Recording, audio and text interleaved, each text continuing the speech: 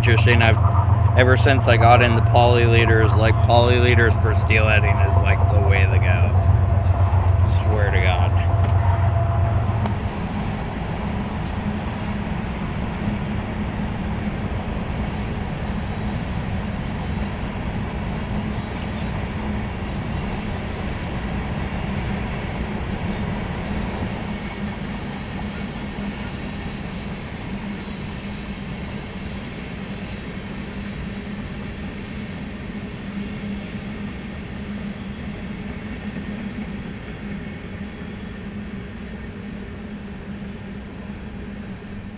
Dude, look at that fucking thing.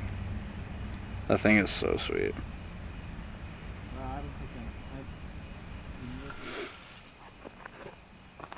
It's a pretty sweet fly.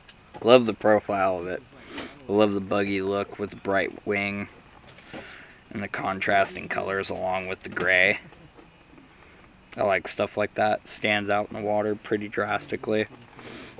And just the way the hackle is, it'll really give it some good movement. A lot of motion.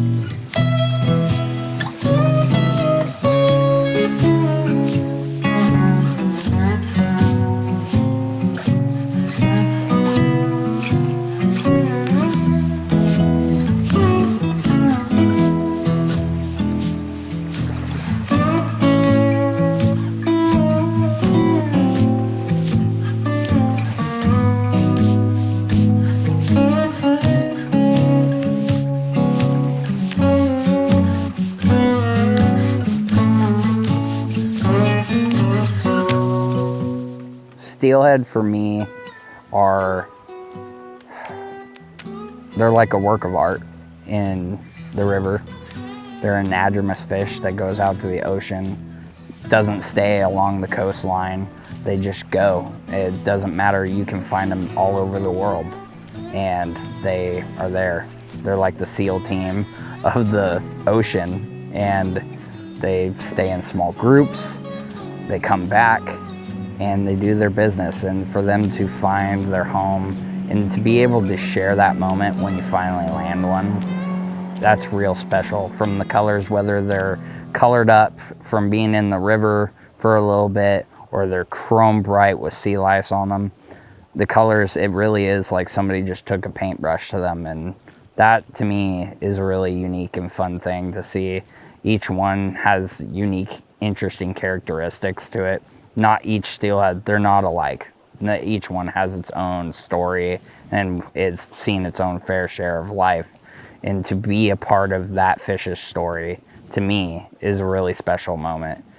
The steelhead, too, you know, at least here on the Deschutes, I think they're some of the hardest fighting summer steelhead in the country. I don't know another river. I haven't been steelheading that long, but I don't know many places where I can go and catch as hot a fish as the Deschutes fish. I mean, they rip you 100, 200 yards into your backing, and you're just like, what am I doing right now? This thing's heading back for the ocean. there's nothing you can do. You just hope. You just hope, put the pressure on, and pray that it all works out in the end, you know? But it's between the size and like my very first one was small. It was a small wild buck, and he was just a chubby little torpedo. I'll never forget that fish because he was super green on top, big dark red band, like he was a red band trout that they share the river with here. But it was a steelhead that had been out, had a tag on him and everything, so you knew that was a pretty special little fish that had seen some cool things. And then first fish that I lost this season was a big chrome hen that was in like 30 inches category and was just hot cartwheels up and down the river. Who doesn't love those kinds of fights, just ripping you in your packing and being acrobatic? That's what we live for on this kind of stuff. And the take, oh my God, just instantly grabbing it and running with it. There was no nibble, no having to guess whether I needed the weight to set the hook. No, this fish set the hook herself and just took it. You know, it's moments like those, fish like that make it so special out here. And in this environment where you have bighorn sheep, wild horses, rattlesnakes, I mean, you have an abundance of wildlife, great blue herons. It's just magical. There's no other way to describe it. The bug life is insane. We have some of the most intense salmon fly hatches, caddis hatches, underrated caddis hatch, by the way.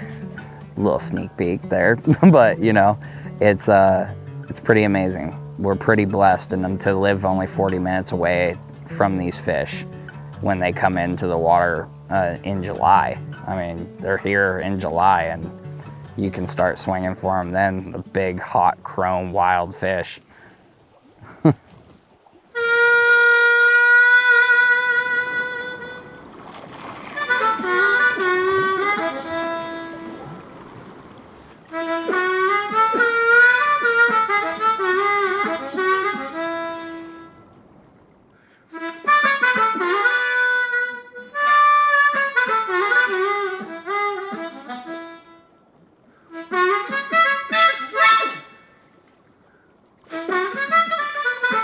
For me, casting at first was hard because I started by watching YouTube videos like a lot of us do.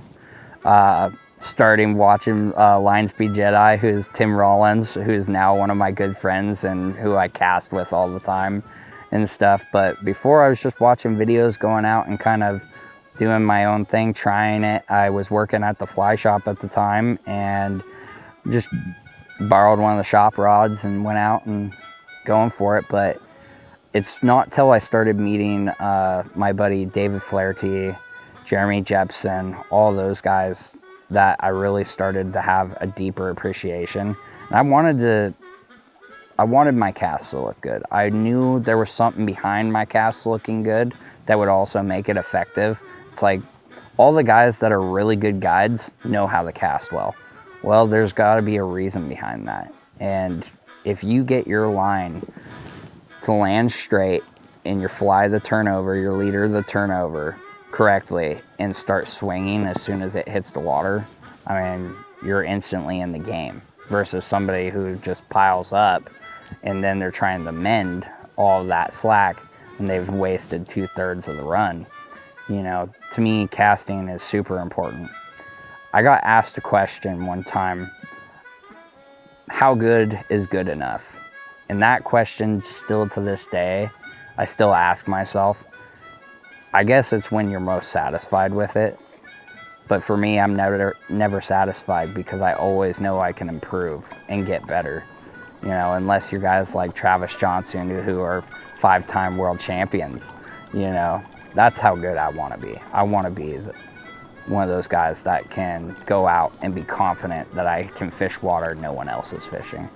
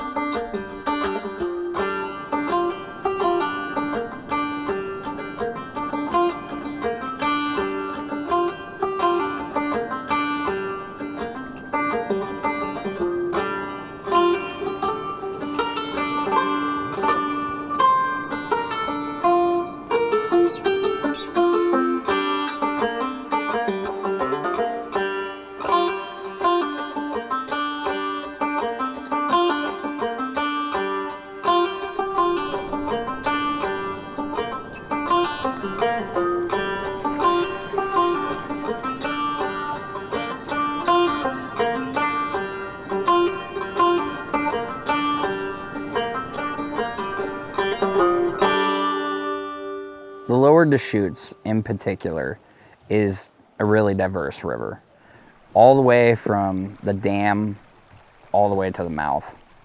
You can break it up and find different areas. Like, so up here, we're in the upper section by the dam called the Day Stretch up by Mecca.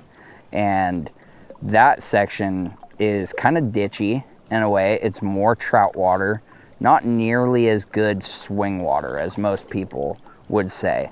But there is plenty of swing water. You just have to break it down in a way that is not conventional.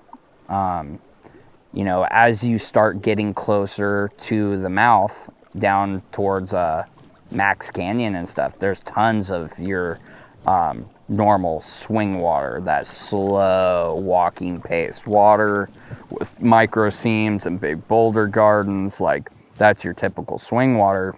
And then like the Moppin area is kind of like, there's a few good swings, but it's kind of slotty, canyony, big buckets and stuff. So you have to really pick that one apart. And I think what makes it unique is there's a little bit of something for everybody. Whether you're a Skagit or you're Scandi, mid-belly, long belly, it doesn't matter. There's a bit of water for everybody. You can be the guy with an OPST head out here fishing short seams, small seams on the inside towards the bank, or you can be the dude that's down at Max casting 120 feet with a long belly, a grease liner. You know, it's pretty unique.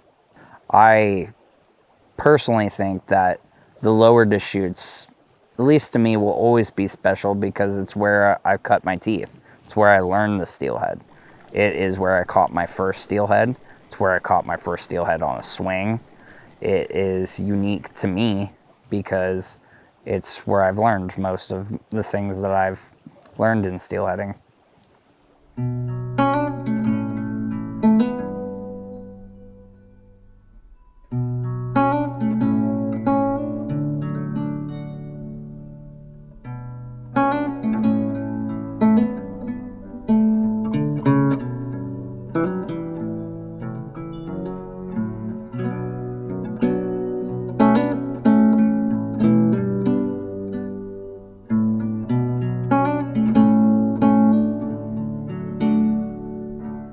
The future of steelheading has to be conservation. That's what I think. I think we have to start caring more about our rivers.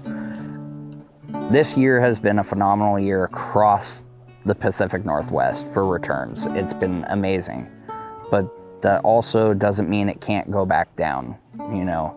So we have to keep doing our part. The Klamath was a good start, removing all those dams, and it's purely evidence that in 3 weeks we had Chinook spawning in it past where the dams were. So, you know, stuff like that, especially on these rivers here, you know, there's a lot going on, and whether it be political, the dams, there's a lot of stuff going on behind the scenes that I don't really understand.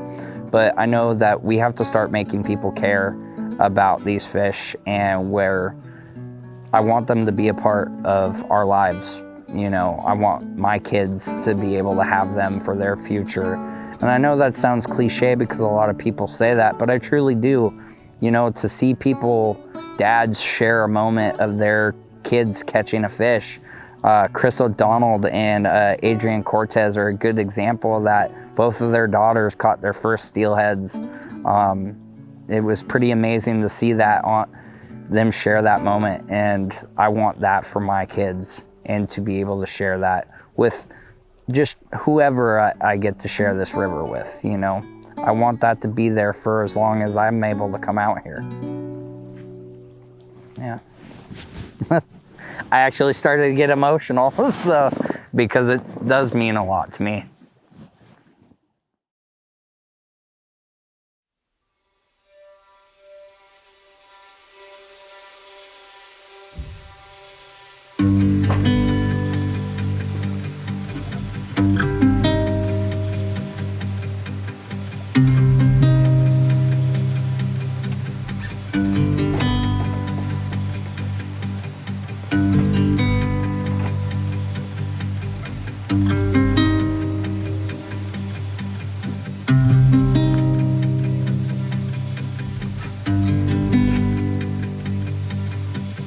Now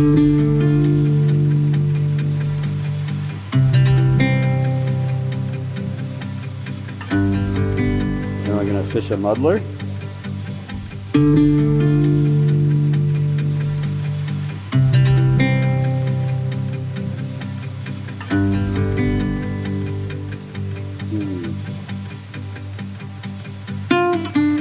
Bruce Berry's pattern, I think.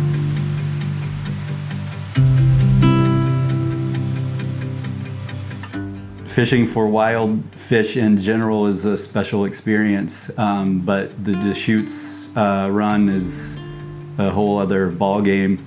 You know, I mean, the anticipation of the potential of connecting with one of those fish kind of starts before I even get to the river. From the time I'm packing up to the time that I'm coming out of the tree line on the east side of Mount Hood, hit Pine Grove, and you know, the hair on the back of my neck stands up and I get excited. And then, you know, as soon as I launch the boat and all the rest of the world and troubles kind of melt away, and that's when the real anticipation sets in, because, you know, the potential of connecting with a fish that strong in a landscape that is as gorgeous as the Deschutes Canyon, you know, it's pretty hard to beat.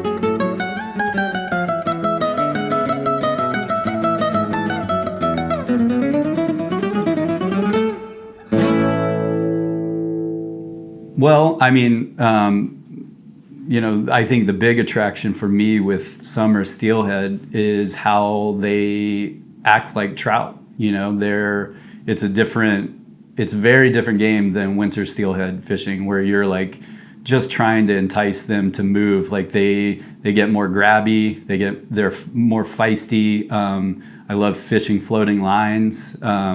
You know, it's more pleasurable for me to cast a floating line.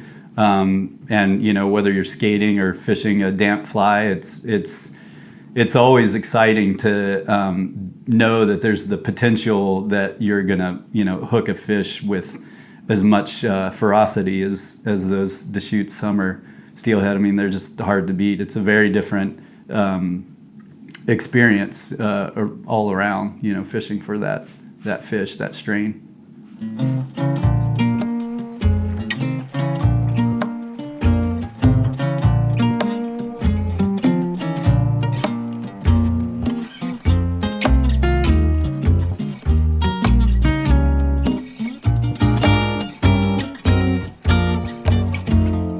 What drew me to fly fishing for steelhead kind of started on the East Coast before I even moved to the West Coast. my first experience, admittedly, was nymphing for Ontario tributary lake run trout. Some, don't like to call them steelhead, and I get that now that I live out here and have actually, caught some wild fish. It's a very different animal. But that first experience where I was fishing a run, I saw a guy casting a switch rod below me, and I was like asking my brother, what's that? That's pretty awesome, seeing his efficiency and the way he was covering water. That was kind of the beginning of the end for me. Once I moved out here, I had a friend that was nice enough to teach me, the in and outs of a sustained anchor cast, and it was just game over after that. It's definitely not the easiest way to get a fish to come to a fly, but it's the most rewarding when they do.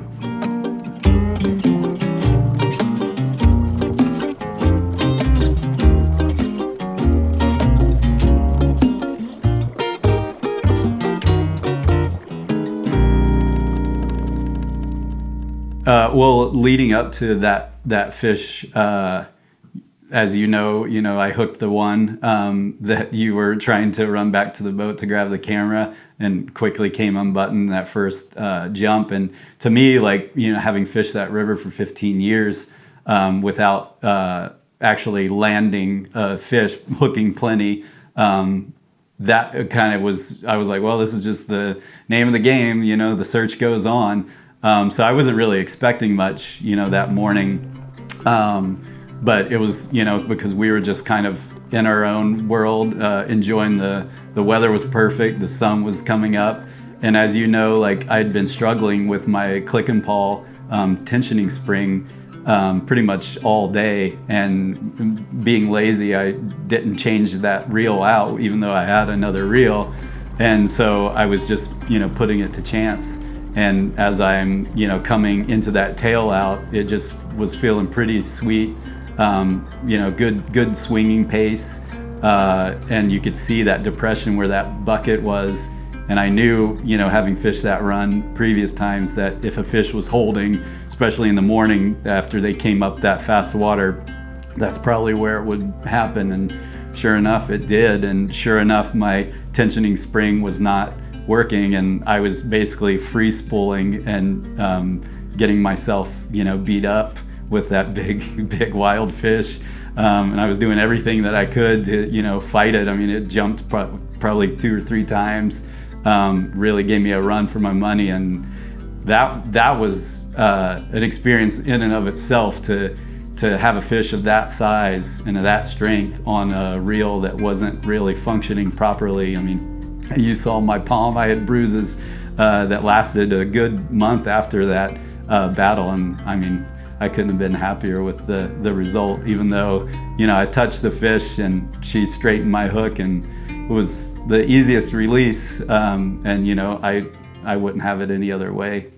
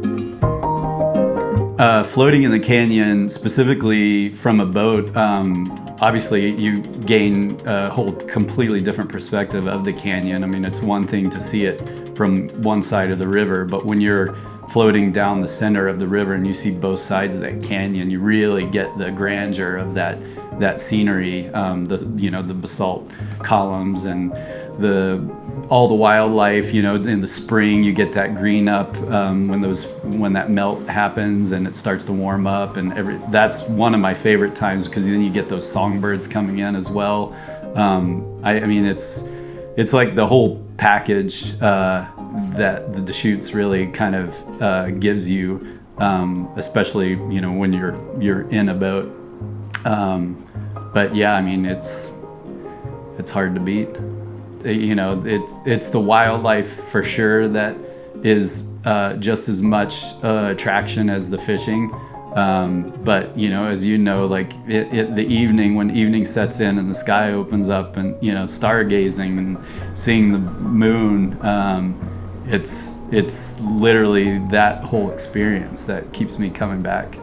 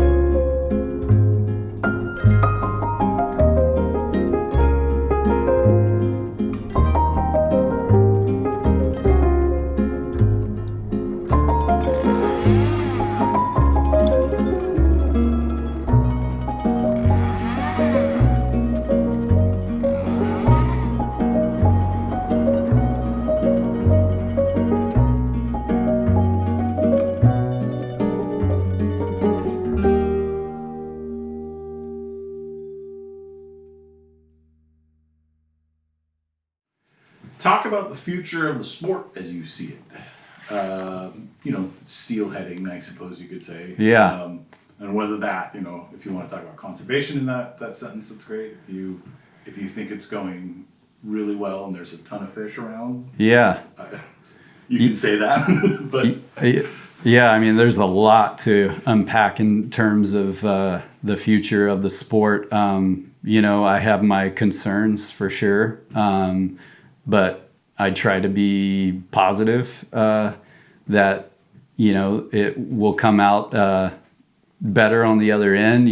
My biggest concern, I know a lot of people specifically on the Deschutes complain about how much busier it's getting, which I've seen, especially since the pandemic. I mean, I feel like when the pandemic happened and people had more time on their hands, I saw a significant uptick in visitation. And it wasn't just fishermen. And, from a conservation standpoint, that's my biggest concern. The thing that keeps me up is that there's not enough people, giving back to the resource. So, I think and I hope that even if you're not a fisherman, you're recreating on that river, that you're giving back in some way, whether it be a river cleanup, giving money to the Deschutes River Alliance or the Native Fish Society, those nonprofits that are doing the work, to make sure that those fish that keep us fishermen coming back are, getting the clean water that they need, the cool water that they need. And sadly, it needs to be monitored on an annual basis because Pelton Dam doesn't have the best history in, caring for the water quality that they should. So that's, my biggest concern is I've seen not necessarily more fishermen, but more people recreating. And I feel like fishermen have a different relationship to the river and the things living in it And so they, you know, a lot of conservation efforts kind of fall on the fishermen. And when I see less fishermen and more people recreating, then I'm like, well, who's going to be putting in the time to make sure that these fish are cared for? So that is the future of that I hope to see for the river. But in terms of like the future of steelheading in the Pacific Northwest, I mean, I hope it continues to develop. There's a rich history here. I mean, that was one of the things that attracted me to steelheading with a two-handed rod specifically, was the, you know, history in the Pacific Northwest, kind of the whole package, the tying of the flies, you know, the Sig Glassos, the Walt Johnson flies. I mean, you know, Deck Hogan, like the list goes on, John Shuey, Dave McNeese, like we are so lucky to be surrounded by all these amazing fly tyers that have like transformed that craft alone. And I just hope that, you know, as I'm getting up there in age, so I'm not necessarily a younger guy, but in comparison to these, you know, legends that I see in Albany every year, like it just seems that there's less and less younger folks showing an interest in the craft, and I'd really like to make sure that that tradition carries on. So, you know, like I said, that we're ushering in a whole generation, new generation that will make sure that our rivers are, you know, a whole new generation of good river stewards, because ultimately I think, you know, with the state of the world and climate change, the rivers and the fish need us more than ever.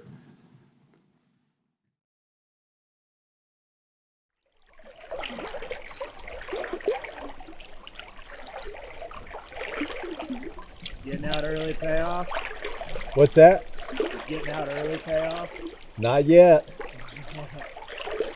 Good luck. Thank you. Did you save us any bacon? They just stopped by, we had extra. We smelled it as we came around the bend.